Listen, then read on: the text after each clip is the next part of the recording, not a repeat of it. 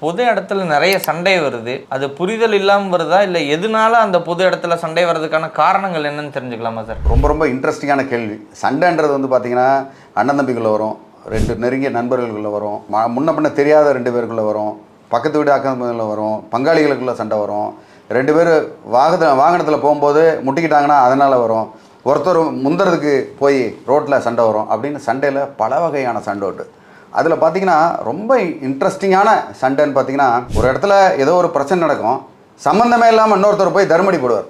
அது ரொம்ப மோசமான சண்டை. அவர் எதுக்கு அடிக்கிறாங்க என்ன ஏதுன்னு தெரியாது. அவங்க ரெண்டு பேருக்குள்ள அப்பனும் பிள்ளையும் சண்டை போட்டுருப்பானுங்க. ஒருத்தர் வந்து கை நீட்டு இன்னொருத்தர் அடிக்க போகிற மாதிரி ஆய்வுன்னு சண்டையை பிடிச்சா இன்னொரு சம்மந்தமே இல்லாமல் இன்னொருத்தர் வந்து அவரை அடிக்க போக அதில் பார்த்திங்கன்னா அப்பனும் பிள்ளையும் சேர்ந்து இவரை அடிச்சுக்கிட்டு இருப்பாங்க. ஸோ இந்த மாதிரி சண்டை என்னதுன்னு சரியாக மூளையை பயன்படுத்தாமல் அவசரப்பட்டு மோதிக்கிறதுக்கு பேர் தான் அந்த தெருச்சண்டைன்னு நான் சொல்லுவேன்.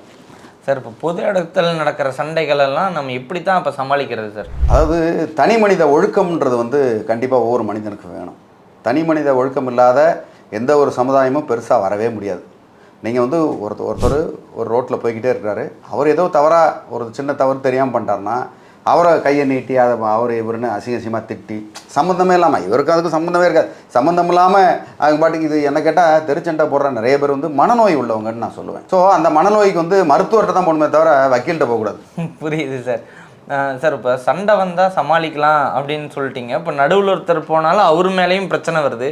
அப்போ யாருக்கிட்ட தான் இது புகார் கொடுக்குறது சார்? ரைட், நல்ல சூப்பரான ஒரு இதுக்கு தான் தீர்வு. பொதுவாக இந்த மாதிரி சண்டை போடுற நேரத்தில் ஒன்றுமே யாரும் செய்யக்கூடாது. சண்டை போடுறாங்க அப்படின்னு தெரிஞ்சால் ஒன்று அவங்கள வந்து புகைப்படம் எடுக்கலாம். தெருவில் பப்ளிக்கில் வந்து சண்டை போட்டால் இது வந்து தனிநபர் சீக்ரெட்ஸிலாம் கிடையாது. சண்டை போடுறாங்க அதுக்கு ஒரு ஆதாரமாக, ஏன்னா ஒரு தனியாக ஒருத்தர் போய்கிட்டு இருக்காரு, அவரை ஃபோட்டோ எடுத்திங்கன்னா அது ப்ரைவசி பாதிக்கும். பட் சண்டைன்னு வரும்போது அது பப்ளிக் ஆகிடுது, ஏன்னா அது வந்து பப்ளிக் நியூசன்ஸ்.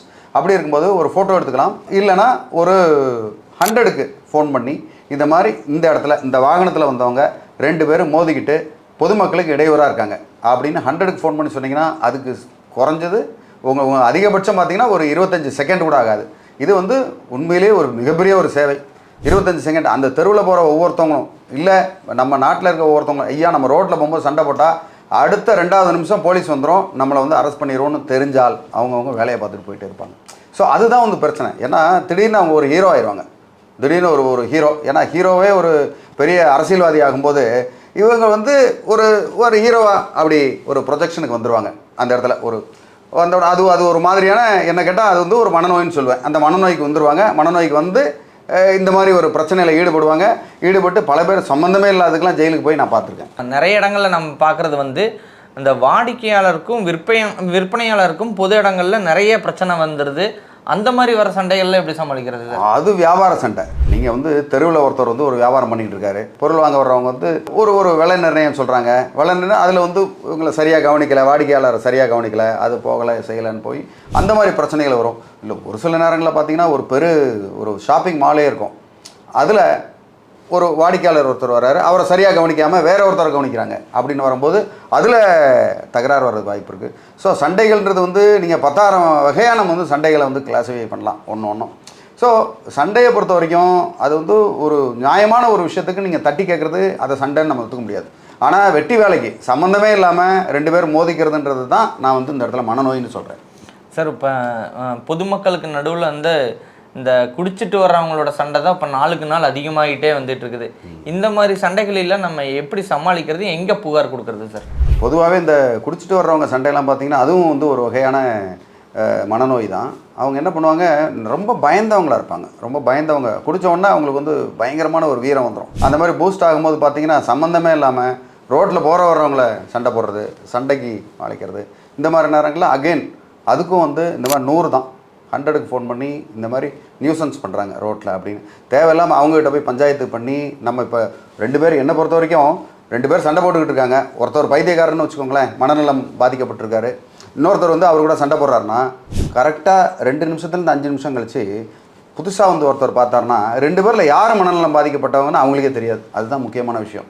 ஸோ அதனால் தேவையில்லாமல் இந்த மாதிரி மனநலம் பாதிக்கப்பட்டவங்களை சரி பண்ணுறேன்னு போய் அவங்க கூட சண்டை போட்டு நீங்கள் அடுத்தவங்களும் அந்த மாதிரி ஆகிடக்கூடாது. நீங்கள் செய்ய வேண்டியது 100க்கு கால் பண்ணி போலீஸுக்கு சொல்கிறது தான் வந்து கரெக்டான தீர்வு. சார், இப்படியெல்லாம் சண்டை நடக்கும்போது நம்ம எஃப்ஐஆர் பதிவு செய்யலாம் அப்படின்ற ஒரு வார்த்தையை சொல்கிறாங்க.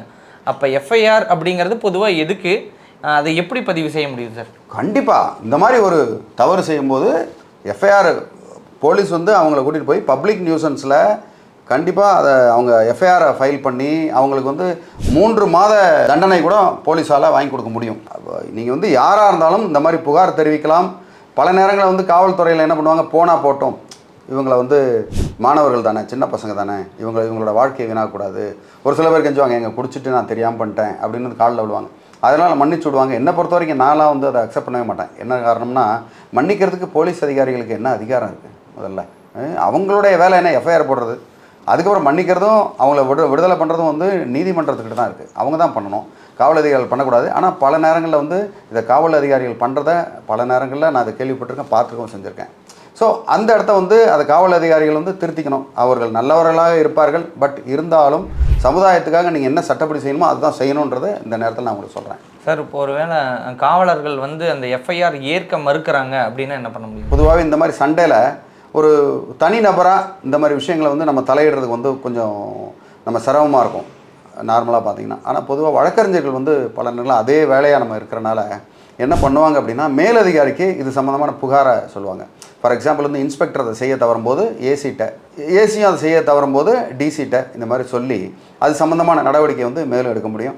அது தவிர நீதிமன்றத்தில் போயும் ஒரு டைரக்ஷன் வாங்கி இந்த மாதிரி நியூசன்ஸ் அடிக்கடி நடக்குது, தெருவில் அடிக்கடி சண்டை நடக்குது, இந்த இடத்துல சண்டை நடக்கிறது வந்து இந்த போலீஸ் அதிகாரி வந்து கவனிக்கிறதே இல்லை அப்படின்னு சொல்லி மேஜிஸ்ட்ரேட்டுக்கிட்ட போய் நீங்கள் இது மாதிரி ஒரு புகாரை கொடுத்து அதுக்கு இன்னமே இந்த டைரக்ஷன் இது பண்ணணும் அப்படின்னு வேணால் நீங்கள் வந்து ஆர்டர் வாங்க முடியும். பட் அதுக்கு நிறைய மெனக்கடணும், அதுக்கு வந்து கொஞ்சம் சிரமப்படணும். சிரமப்பட்டு செய்கிறவங்களும் நிறைய பேர் இருக்க தான் செய்கிறாங்க. நீங்கள் உங்களுக்கு என்ன வசதியோ அதை நீங்கள் செய்யலாம். சார், இப்போ ரோட்டில் 2 பேர் சண்டை போட்டுக்கிறாங்க, இது தடுக்க போனவருக்கு அடிபட்டுருச்சு, இல்லை மனவலி ஏற்பட்டுருச்சு அது மூலியமா அப்படின்னா அவங்க எங்கே புகார் கொடுக்க முடியும் சார்? கண்டிப்பாக 100க்கு ஃபோன் பண்ணலாம், உடனே வரலாம். இந்த மாதிரி அடிபட்டுச்சுன்னா நீங்கள் வந்து தாமதிக்கவே தேவையில்லை. நீங்கள் போலீஸ் ஸ்டேஷனில் போய் அங்கே கம்ப்ளைண்ட் கொடுத்துட்டு தான் அங்கே போகணுன்னு அவசியம் இல்லை. நேரடியாக கவர்மெண்ட் ஆஸ்பத்திரியில் போய் அங்கே போய் அட்மிட் ஆனோம், கவர்மெண்ட் ஆஸ்பத்திரியை பக்கத்தில் இருக்க ஆஸ்பத்திரி பண்ணால் அந்த டாக்டர் வந்து அவங்களோட கடமை என்னென்னா இமீடியட்டாக போலீஸுக்கு தகவல் தெரிவித்து இந்த மாதிரி அடிபட்டு வந்திருக்காங்க, பிரச்சனைன்னு சொல்கிறாங்க, வாங்கன்னு அந்த ஸ்டேட்மெண்ட்டை ஆஸ்பத்திரியில் வாங்குவாங்க. ஸோ இந்த மாதிரி விஷயங்களை வந்து தெரிஞ்சுக்கிட்டு பிரச்சனைன்னு வந்தோன்னா நேராக இங்கே காவல் நிலையம் போகணுமோ அது போகணுமோ இது செய்யணுமோன்னு தயங்காமல் பண்ணி இது ஒரு சேவையாக கூட செய்ய முடியும் ஒரு இடத்துல. பட் ஆனால் என்னை பொறுத்த வரைக்கும் அதெல்லாம் அவாய்ட் பண்ணிவிட்டு நடுவில் போய் அவங்க தகராறு பண்ணுற அளவுக்கு நீங்கள் நடுவில் போய் அடிபடுறதுன்றது வந்து என்னை பொறுத்த வரைக்கும் நாங்கள் அதை கரெக்டுன்னு சொல்ல மாட்டேன். பொதுவாகவே இதை மாதிரி இருந்ததுன்னா உடனடியாக காவல்துறைக்கு சொல்லி அவங்க பேரில் நடவடிக்கை எடுக்கிறது தான் கரெக்டான தீர்வு. சார், எஃப்ஐஆர் பற்றி நம்ம நிறைய பார்த்தோம். இப்போ எஃப்ஐஆர் இல்லாமல் ஒரு போலீஸ்னால் வழக்கு தொடங்க முடியாதுங்களா?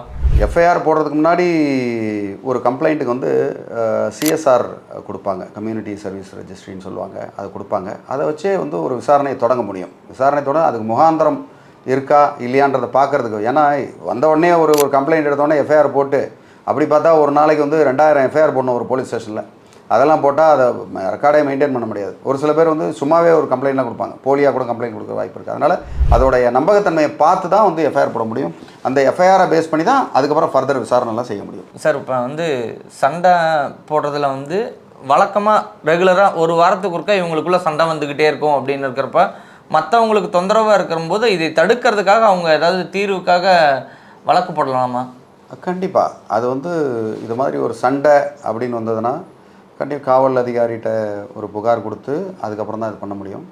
இது தவிர்த்து நீங்கள் மேலதிகாரி யாராவது ஒருத்தவங்ககிட்ட அசிஸ்டன்ட் கமிஷனர் இல்லை டிசி லெவலில் போய் இது மாதிரி கண்டினியூஸமாக இந்த மாதிரி சண்டை வந்துக்கிட்டே இருக்குது, அடிக்கடி காவல் அதிகாரிகிட்ட வந்து கம்ப்ளைண்ட் கொடுக்குறோம், அதை வந்து தீர்க்கிறது எப்படின்னு தெரியலனா ஒரு மத்தியஸ்தரை யாராவது ஒரு மத்தியஸ்தரை உட்கார வச்சு ஒரு அதிகாரியை உட்கார வச்சு இல்லைனா பெரிய அந்த ஏரியாவில் இருக்க ஒரு பெரிய ஆள் ஒரு தலைவர் அந்த மாதிரி இதை உட்கார வச்சுட்டு இனிமேல் இந்த மாதிரி ஒரு சண்டை வரக்கூடாது அப்படின்னு எழுதிக்கலாம். 2 பேர் என்ன பிரச்சனைன்னு ஆராய்ஞ்சு பெரியவங்க 2 பேர் உட்காந்து இல்லை அதிகாரிகள் 2 பேர் உட்காந்து எது சட்டம் எது நியாயமானது அப்படின்றத டிஸ்கஸ் பண்ணணும். டிஸ்கஸ் பண்ணி மீடியேட் பண்ணி ஒரு இடத்துல ஒரு பொதுவான இடத்துல உட்கார வச்சு அவங்களுக்கு புரிய வைக்கணும். பொதுவாக ஒரு சில பேர் வந்து ஒரு தப்பு செய்வாங்க, அது தப்புனே அவங்களுக்கு தெரியாது, இதில் என்ன தப்பு இது இருக்குது, அது ஒன்றும் தப்பே இல்லையே அப்படின்னு சொல்லுவாங்க. இப்போ ஒரு குப்பை ஒன்று போடுறாங்க அப்படின்னா நான் குப்பையை நான் பாட்டுக்கு ரோட்டில் போடுறேன், ஆனால் குப்பை போடுறத வந்து ரோட்டில் போட்டால் அதுக்குரிய தண்டனை என்ன, அது வந்து எந்த மாதிரியான பிரச்சனை இருக்குது அப்படின்றது வந்து அவங்களுக்கு தெரியணும்.